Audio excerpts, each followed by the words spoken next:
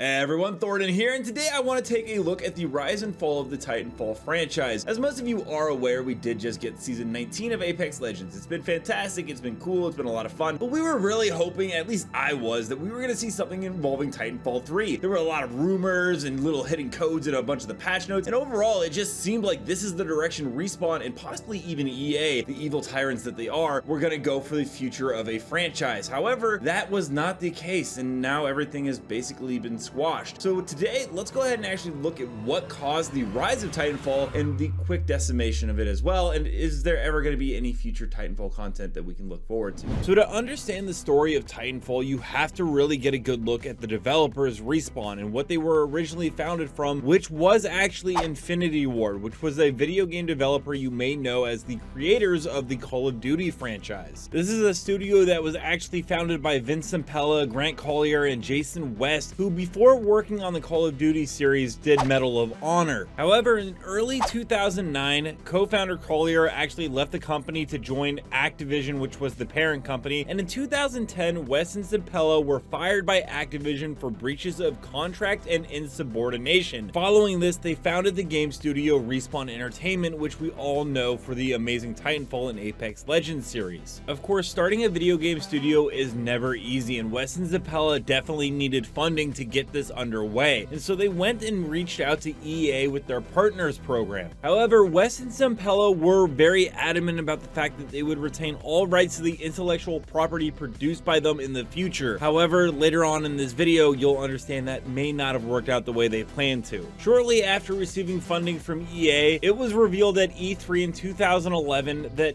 EA and Respawn would be producing a sci-fi orientated shooter that would compete with things like Gears and Halo, which were the juggernauts of that genre at the time. There was a team of about 65 people that were working on this game, and what they decided to make the focus on was player mobility, survivability, and the merging of cinematic design with fast-paced action. It would be very hard to argue that this game did not hit those goals. It would release on Xbox One and Windows PC in North America on March 11th, followed shortly by Europe and Australia. And when it did debut, it received incredibly favorable reviews. It won over 60 awards. It was one of the best multiplayer games people have played since Halo and Call of Duty. It featured unique things like the smart pistol. It had that movement that the developers worked so hard to make. Overall, the multiplayer was an incredibly amazing part of the game, but it did lack something that a lot of people weren't fans of and that isn't brought up enough, and that's the fact that it really didn't have a campaign, so to speak. There was a slight tutorial in the game, and in the loading screens of the multiplayer, they would kind of give you the campaign, which if this was a multiplayer only game and it was a free-to-play like we see a lot in the market nowadays, it wouldn't be an issue. But the fact that it was sold for $60 and was really only multiplayer left a sour taste in a lot of people's mouth, and sales were negatively impacted by the fact that people simply at the time weren't willing to shell out $60 for a multiplayer only experience. It's really important to remember that at this time there was not a Fortnite free-to-play battle royale. There wasn't PUBG, which came out as a multiplayer only game for $30. There was obviously no Apex Legends, so a free-to-play multiplayer game really wasn't the norm in this system. But at the same time, players weren't willing to actually buy a full-priced game for no campaign. But just a few months after the release of Titanfall,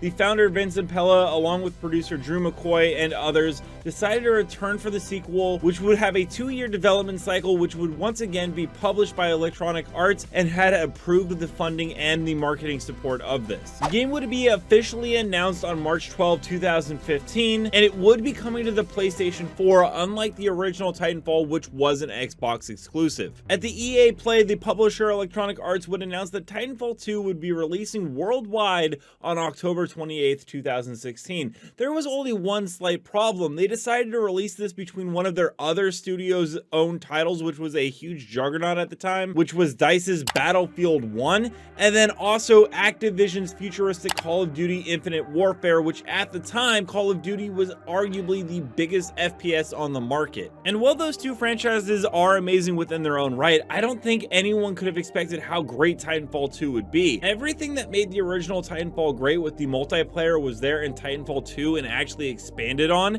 and the maps were a ton of fun to play, the mechs were absolutely phenomenal, and could not only compete with the Battlefield and Call of Duty franchise, but actually surpass them in that component. And the one true negative of the original Titanfall game, which was the campaign we covered, was completely made up here. In my personal opinion, Titanfall 2 goes up there with Halo Combat Evolved as one of the greatest FPS campaigns that I have personally ever played, and revolutionized what I expect from games in this genre going forward. The story of the pilot Cooper and his Titan BT fighting in the frontier wars against the IMC militia was absolutely fantastic. Not only that story was great, but the gameplay mechanics as well, being able to phase in and out of time. There was so many unique concepts that were just thrown into this campaign. I can't do it in one video, but Call of Duty and Battlefield 1 really can't even compete with this. But the sad fact of life is that no matter how phenomenal a game, no matter how many diehard supporters there are of it, the masses most of the time will win out. I mean, people see the name Call of Duty or Battlefield,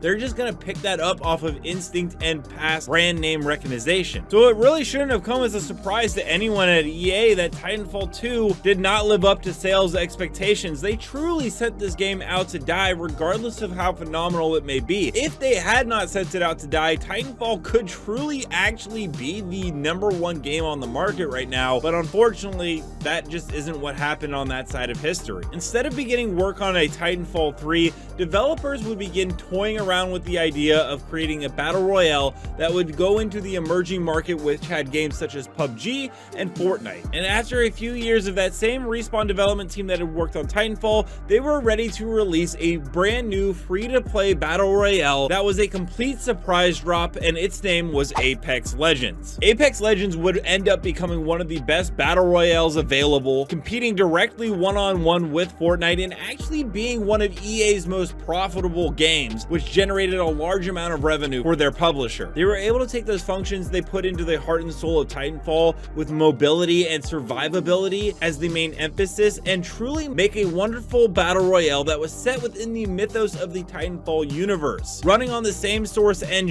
And as phenomenal as Apex Legends is, a lot of people at the time though were wondering, well, now that this game did so well, obviously EA must see that Respawn knows what they are doing, they can make great games. When are we getting Titanfall 3 so we can see the next story of that? Well, despite many sayings from Respawn and Apex Legends on Twitter saying that Titanfall was the very core of their DNA, which in essence it should be, as it is the game that this company was actually founded on, we never got any official release dates for a Titanfall 3, we never got any news about anything in development, and slowly but surely Titanfall and Titanfall 2 became a victim of DDoS attacks, servers constantly going online, an almost unplayable game. Sorry, let me correct myself, it became literally unplayable, so bad that hackers actually took down Apex Legends on July 4th of just last year, putting out a message on the main screen saying save Titanfall 2. Players and fans were so upset at the fact that this franchise was completely put in the dustbin for a free-to-play game that they decided to take that free-to-play game down. Yet still nothing was said by Respawn or EA about a future Titanfall game. And this is where it truly becomes a sad tale, because in November of 2021, after Battlefield 2042 spectacularly burned and failed, EA said, hey, Vincent Pella, founder of Respawn, can you move over to DICE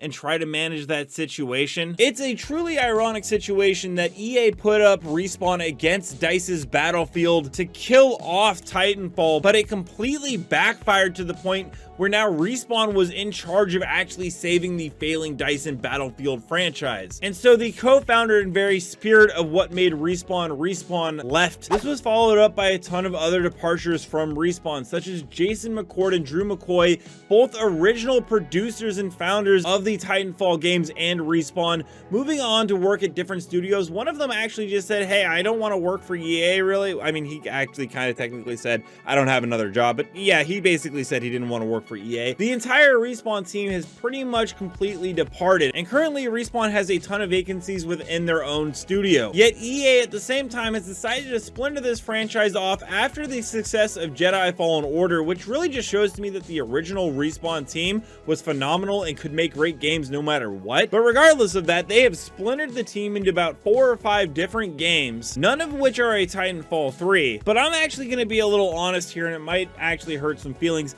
I'm glad they're not working on a Titanfall 3, because if they did, this would not be the studio and the team that designed the originals. No one there is left. That vision, that idea, those core mechanics that were designed by this team would be non-existent in a Titanfall 3. It would just be a cash grab by EA to try to grab in on the franchise after Apex Legends. So this truly is the rise and the fall of the Titanfall franchise, which was no fault of Respawn, but rather a greedy publisher who didn't actually know how to manage the gold that they got their hands on. And I'm sorry to say that we never actually truly will see a Titanfall 3, because even if EA decides to push and publish one, it's just going to be a shell that's truly empty of what actually made this franchise great. Let me know down below, what are your guys' thoughts on the Titanfall franchise? Is it something that you would like to see resurrected, or do you think that it's just a good memory to have in the past? And as always, thank you guys for watching. I'll see you in the next video.